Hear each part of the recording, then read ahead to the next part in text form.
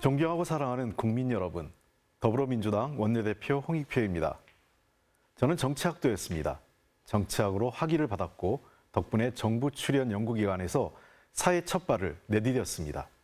지금은 정치인으로 입법과 국가예산 심의 등을 통해 대한민국 운영에 참여하고 있습니다. 정치의 기본적인 역할은 국가를 든든히 지켜내고 국민의 삶을 책임지기 위해 다양한 사회적 갈등을 조정, 중재하는 데 있습니다. 요즘 저는 정치인으로서 우리 정치가 얼마나 자신의 책임과 역할을 잘 해내고 있는지 돌아보면서 반성하고 있습니다. 저의 터전 서초에서 매일 만나는 소상공인들의 하루하루가 너무도 힘들다는 하소연, 그리고 고금리, 고물가에 허덕이는 서민들의 한숨이 마음을 무겁게 내리누릅니다. 또한 이태원 참사 유가족께서는 한여름 비 오는 거리, 엄동선안의 거리에서 1년 넘게 오체 투지로 진실규명을 요구했었습니다. 해병대 단체와 관계자들께서는 최상병 특검을 바라고 산재 유가족들께서는 중대재해를 막고자 거리로 나섰습니다. 정치권의 큰 책임을 느낍니다. 더불어민주당과 저의 책임 또한 작지 않습니다. 오늘 저는 죄송한 마음을 담아 정치의 변화를 말씀드리고자 합니다. 더불어민주당의 정강정책을 소개하며 다시 희망을 이야기하고자 합니다. 민주당은 국민의 손을 놓지 않을 것입니다. 국민의 걱정을 덜어드리기 위해 더욱 분투하겠습니다. 새로운 모습을 보여드리기 위해 더욱 거듭나겠습니다. 사랑하는 국민 여러분, 나라도 꿈을 꿉니다. 여러분 한 분 한 분이 내일을 위해 꿈을 꾸듯 대한민국에도 꿈이 있습니다. 우리가 과학자가 되고 간호사가 되고 운동선수가 되기 위해 땀을 흘릴 때 대한민국 역시 꿈을 꾸었습니다. 독립의 꿈을 꾸었고 잘 살아보자는 꿈을 꾸었습니다. 철야 잔업과 파독, 파병으로 경제를 일으켜 세웠고 온 국민의 열망을 담아 민주주의 꿈도 이루었습니다. 나라의 꿈은 국민에게 활력을 주었습니다. 서로를 이해하며 통합의 힘을 발휘했습니다. 2002년 한일 월드컵 때 광장을 가득 메웠던 우리를 떠올려 보십시오. 우리 모두의 꿈이 맞닿았을 때 우리는 대한민국으로 하나가 되었습니다. 나라의 꿈을 함께 이뤄내며 국민 개개인도 성장했습니다. 세계 모든 나라가 대한민국 국민이 가장 성숙한 국민이라는 점을 인정하고 부러워하고 있습니다. 또한 우리 국민의 피와 땀으로 대한민국은 새로운 시대의 산업을 주도할 정도로 과학기술 강국이 되었습니다.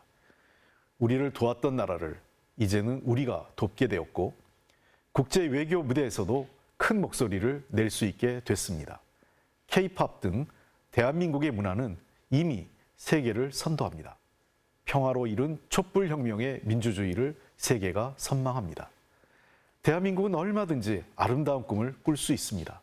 사람이 사람답게 살며 지속 가능한 경제 발전을 일궈낼 수도 있습니다. 그러나 저는 오늘 여러분께 여쭙고 싶습니다. 지금 대한민국의 현실은 어떻습니까? 그리고 대한민국의 꿈은 어디에 있습니까? 우리 국민 수준에 맞는 이 나라의 꿈은 무엇입니까? 낡은 이념 대결로 우리의 역량과 시간을 소비하고 있지는 않습니까? 일부는 권력의 혜택을 독점하고 권위를 누리며 그동안 우리가 쌓아온 성과를 훼손하고 있지는 않습니까? 나라가 꿈을 꾸지 못하면 강해지는 것은 기득권이고 약해지는 것은 국민 살림입니다. 나라가 오히려 뒷걸음치는 마당에 어떤 청년이 더 큰 꿈을 꾸며 어떤 아이가 공동체 안에서 행복할 수 있겠습니까? 다시 대한민국은 꿈을 꾸어야 합니다. 국민이 성숙해진 만큼 그 크기에 걸맞은 담대한 꿈을 꾸어야 합니다. 이를 위해 더불어민주당이 땀 흘리며 뛰겠습니다. 나라가 국민에게 희망을 주었듯 이젠 국민 여러분이 대한민국을 흔들어 깨워주십시오. 존경하는 국민 여러분, 요즘 출근 시간 지하철역 또는 시장에서 뵙는 많은 분들이 정치가 확 달라져야 한다고 말씀하십니다. 정치가 국민의 수준에 이르지 못했다고 질책하십니다. 모두 맞는 말씀입니다. 국민이 정치, 경제, 문화에서 성큼성큼 앞서가는 동안 정치는 옛 시절 권위주의를 족쇄처럼 매달고 있습니다. 독불장군식 카리스마와 한 목소리로 따르라는 독재적 리더십, 정치 보복과 승자 독식 등이 정치의 전부인 듯 보입니다. 그러나 시대가 달라졌습니다. 국민 개개인의 의식은 깨어 있습니다. 국민은 자신이 하는 일이 무엇이든 최선을 다하며 자긍심을 높이고 있습니다. 기업과 지역, 집단마다 다양한 요구가 있고 그에 알맞은 정책을 집행하며 검증하고 있습니다. 곳곳에서 새로운 가치들이 만들어지고 있습니다. 정치가 모든 것을 주도할 수 없는 시대입니다. 오히려 국민이 만들어 놓은 정책을 정치가 수용하고 다양한 주장 사이에서 균형자 역할을 해야 하는 시대입니다. 저는 오늘 대한민국 정치의 반성과 변화를 약속드립니다. 이제 대한민국 정치는 일방적 리더십 그리고 누군가를 이겨야만 하는 승부의 정치가 돼서는 안 됩니다. 파트너십으로 국민과 함께하는 정치여야 합니다.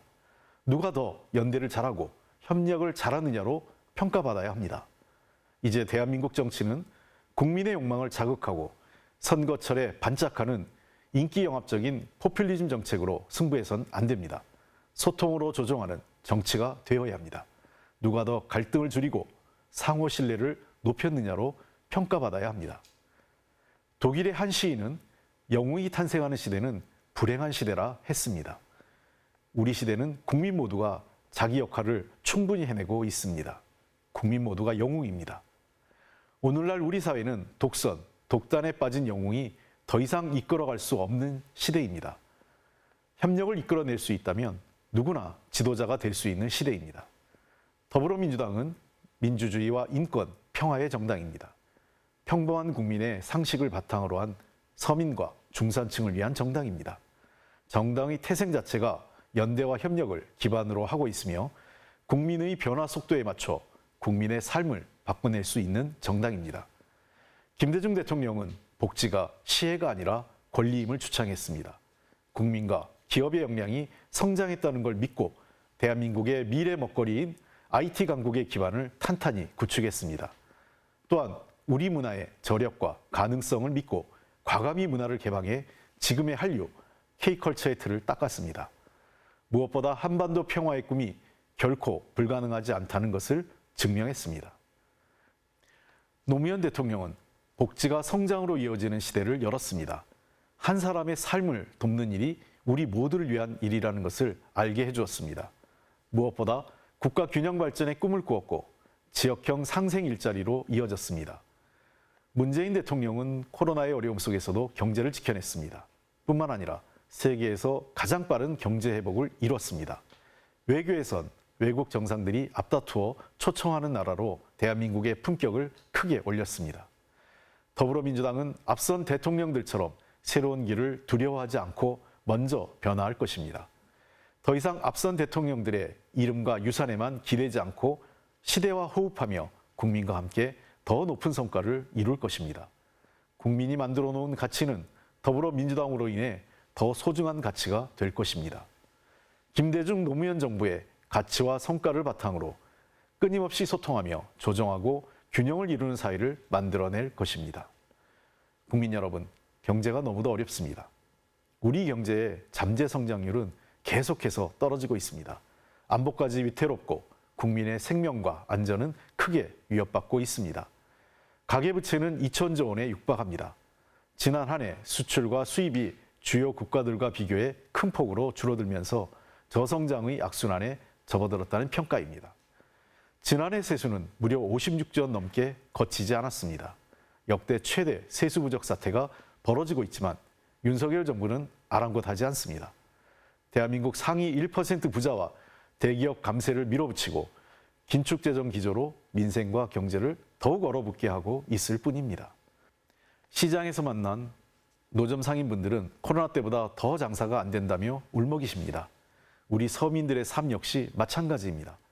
통계청이 발표한 최근 2년간 소비자 물가 상승률은 2022년 5.1%, 2023년 3.6%로 최근 10년 중 가장 높은 수준입니다. 특히 생활에 꼭 필요한 식료품 등은 폭등 수준입니다. 라면 가격이 문재인 정부 5년 동안 9.3% 상승했는데 윤석열 정부 1년 2개월 만에 10.4%나 뛰었습니다. 사과도 한 개에 10,000원이 넘는 실정입니다. 뿐만 아니라 분유와 기저귀 같은 유아용품 역시 가격이 급등했습니다. 대한민국 존립 위기인 초저출생 시대에 아이 키우는데도 필요한 비용도 크게 늘어난 것입니다. 더 말해 무엇하겠습니까? 대한민국 보수정부가 국가 운영, 경제 발전의 방법을 잃어버린 것은 아닌지 의구심이 들 정도입니다. 윤석열 정부 내에서도 디지털, 녹색 전환에 대한 준비 부족, 중소기업에서 대기업으로 이어지는 성장 사다리 미흡을 지적합니다. 부모의 경제력이 자식의 교육과 부로 대물림되고 산업구조 변화로 인한 지역 간 격차 확대 등이 주요 취약 요인이라고 스스로 어려움을 인정하고 있습니다. 그래도 극복해낼 방법을 여전히 찾지 못한 듯합니다. 수출 다변화로 판로를 지키고 늘려야 할 판에 외교에서 이념적 편향을 고집합니다. 친환경 신산업으로 빠르게 나아가야 할 판에 지난 정부의 에너지 정책을 뒤집더니 자체 평가는 이에 대한 준비 부족이라 합니다. 스스로 자중질환에 빠지고만 모양새입니다. 국가 R&D 예산을 싹둑 잘라낸 것은 국민의 살림에 대한민국의 꿈에 조금도 관심이 없다는 객관적 증거가 아닐 수 없습니다. 일찍부터 보수 정부는 약육강식의 사회, 능력 있는 사람들이 독점하는 세상을 당연시했습니다. 국민은 어찌되든 기득권에서만 과실을 차지하면 되었습니다. 지금의 경제도 그렇게 되돌리면서 점차 나락으로 떨어지고 있습니다. 그러나 더불어민주당은 그렇지 않았습니다. 최소한의 인간다운 삶을 위해 최저임금, 적정 노동시간을 지켜냈고 최소한의 생존과 공정한 기회를 위해 복지를 확장했습니다. 중소기업의 기술 개발을 보호하고 실패해도 다시 일어설 수 있도록 스타트업 기업을 지원했습니다. 모두 인간에 대한 신뢰가 있었기에 가능한 정책이었습니다. 바로 모든 사람은 저마다의 가능성이 있고 언젠가 모두를 위해 제 역할을 할 수 있다는 믿음이 정책의 바탕에 있었던 것입니다. 사람이 사람을 존중해야 한다는 아주 기초적인 인권의식이 있었기에 가능한 정책이었습니다. 모든 사람이 국가로부터 보호받고 존중받아야 한다는 정신이 있었기에 초등학생 돌봄체계 구축과 청년들의 교통통신비 지원, 간병비 급여와 같이 삶의 전반에 걸쳐 기초적인 문제를 함께 해결하는 정책을 내놓을 수 있었습니다. 모두 부자가 될 수는 없습니다. 그러나 모두 행복해질 수는 있습니다. 우리가 경제민주주의를 다시 이야기하는 까닭입니다. 우리는 코로나를 겪으며 이웃의 중요성을 다시금 깨달았습니다. 경제민주주의로 향하는 길이 아직 멀지만 그래도 다시 행동해 보자고 국민 여러분께 제안드립니다. 국민 경제가 탄탄하면 어떤 상황에서도 성장과 소비 등 경제 전반이 흔들리지 않을 것입니다. 더불어민주당이 혼신의 힘으로 경제를 되살려 내겠습니다. 존경하는 국민 여러분, 더불어민주당은 그동안 경제와 안보에서도 훨씬 능력 있다는 것을 증명했습니다. 노무현 정부는 GDP 2만 불 시대를 열었고 문재인 정부는 3만 불 시대를 열었습니다. 처음으로 우리가 GDP 세계 10위권에 들어간 것도 노무현 정부 때입니다. 문재인 정부에서는 3년 연속 10위권에 있었고 9위로 올라설 상황이었습니다. 그러나 절망적이게도 윤석열 정부에서 13위로 내려앉았습니다. 안보에서도 마찬가지입니다. 이명박, 박근혜 정부에서는 국방개혁이 정체되었습니다. 국방개혁의 이유를 모르니 그냥 방치되었던 것입니다. 2020년 문재인 정부가 출범 2년 만에 국방예산 10조를 늘려 50조 원을 넘긴 것은 국방개혁의 이유를 정확히 알았기 때문입니다. 당장 북한의 핵과 미사일에 대응하기 위한 능력을 갖춰야 했습니다.